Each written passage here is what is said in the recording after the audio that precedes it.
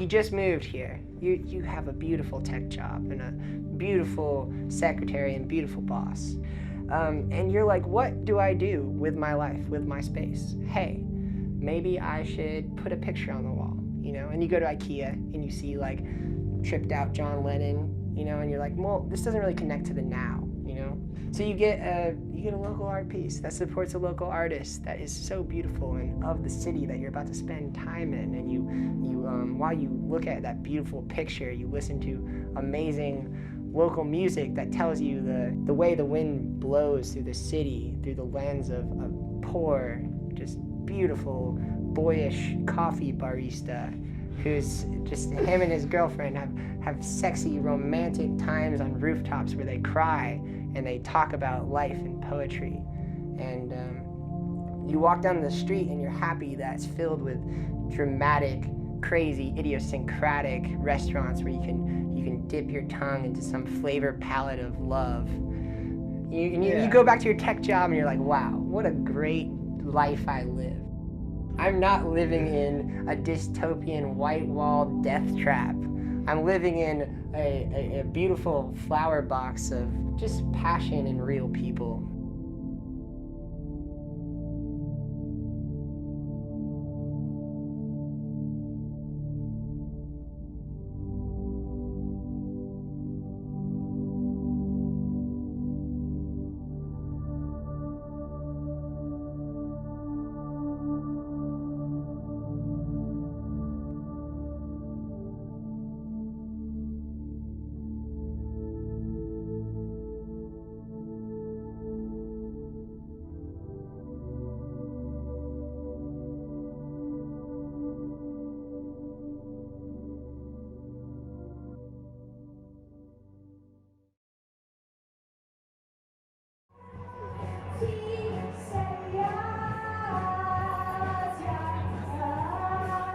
The rest of Texas, like, I can dress like this and I'll get like called out, like, what are you wearing, what are you doing, are you okay? But here, everybody just appreciates each other, and I think that's what I love about Austin. I've lived a couple different places and played in different music scenes, but this is one of the places where I feel like people just care a lot. And you can have crowds of like 100 of your best friends, and they're just cheering you on and supporting you. And I think the connectedness in Austin is definitely what separates it from cities like Los Angeles, for sure. No matter what kind of music you want, as edgy as you want, as mellow as you want, there's a local artist who will blow your socks off.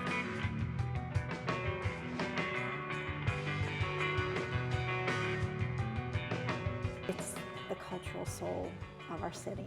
It's the spirit, it's the tone, it's the message, it's the energy that underlies this whole city.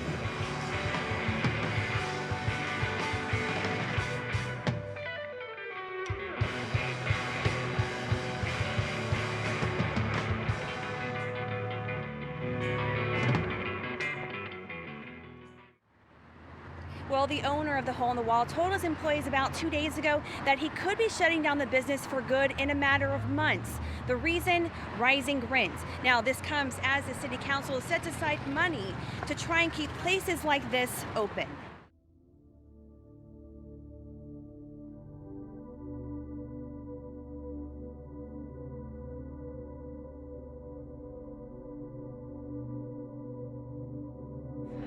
Holy Mountain was like a small venue where like small bands can play there regularly and hone their craft and like practice playing live music. And I don't know where else they can get that. Red 7 was perfect for mid-size. It was like the only like mid-size venue that was good for touring bands. So I do feel like it'll change in a bit, but I feel like it'll also help because now everybody's like trying to do their best to help each other out and like keep the music scene from dying.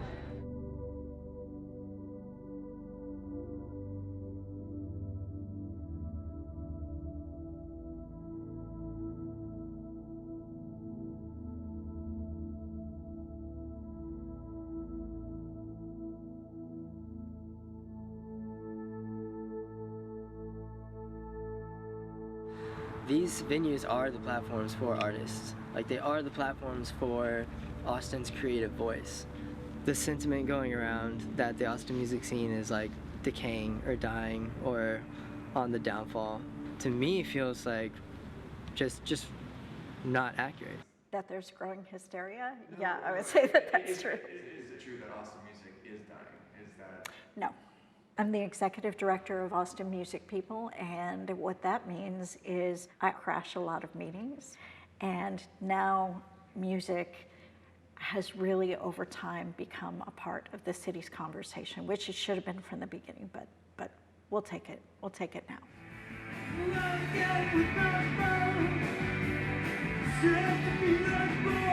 I know it gets a lot of press coverage when a venue closes. It doesn't necessarily get as much press when a venue opens.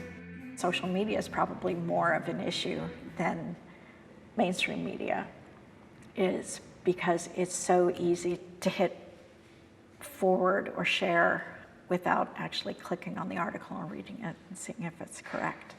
Do we need to be attentive? Do we need to be vigilant? Do we need to make sure that we're keeping an eye on the health of the Austin music industry? No question. But is it in imminent danger of collapsing under its own weight? No, it's not.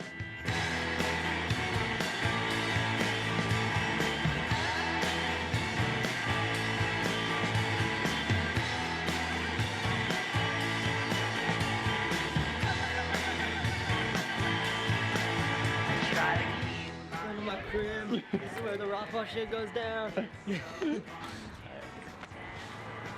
My name is Chris Stock Davis. I'm the president of Raw Paw.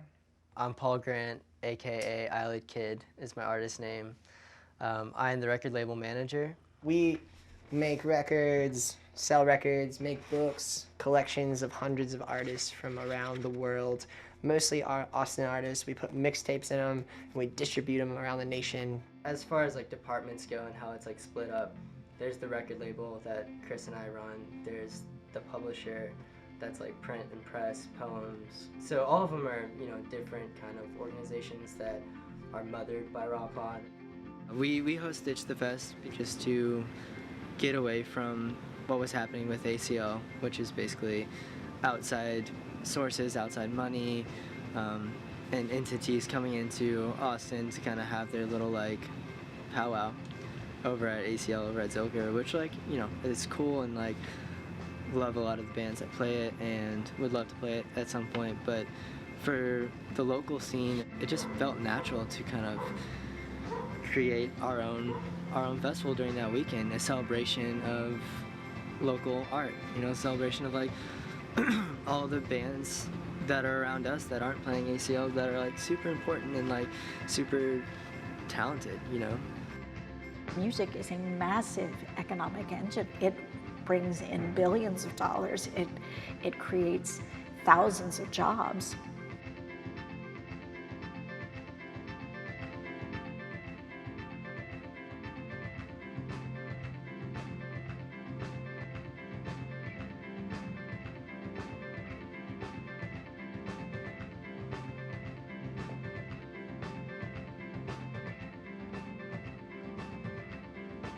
What artists can do and what creatives can do is just create, you know. It's like you take away East Austin, we'll create like something in North Austin, or something you take away North Austin, we'll create something in South Austin.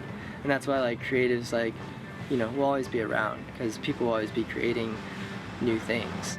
It seems like what we want to be is like a symbol of hope, that you can pursue your dream and have it come to fruition. If someone made something really great and creative in their Austin cave, like push it out there, you know, like let it get to LA and New York, let it get across the world to Canada, like, you know, let it spread. It's just about getting that message to the people. Hey, give a little bit more money to the artists, to the musicians. You're seeing your city change and you're seeing like beautiful things pop up, but then they also get like taken away, you know.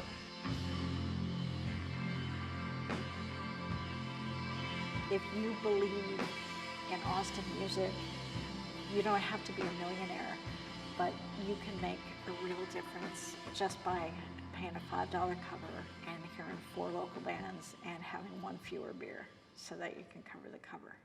That's what I would ask, is take care of your own. Yeah, I think right now you could paint a sad song, you know, of what's happening, but you could also, I mean, you could paint a sad song. We could put out the media of like, oh, Austin's dying and the music's falling and like, god damn. Or the other song is like, oh my god, have you heard these bands? Have you seen how good they are?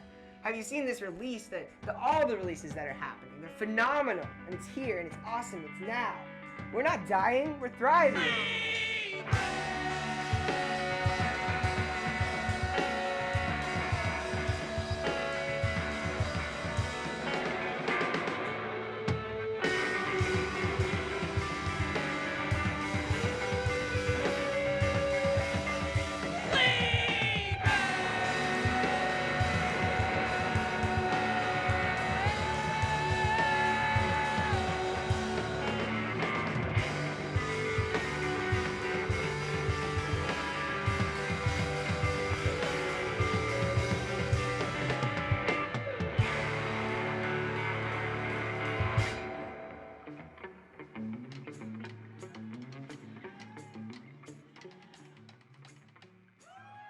What kind of son did you think I'd become when I left my dust in the halls of your home? What kind of path did you think I would pave when I left your trails for the old barrel there?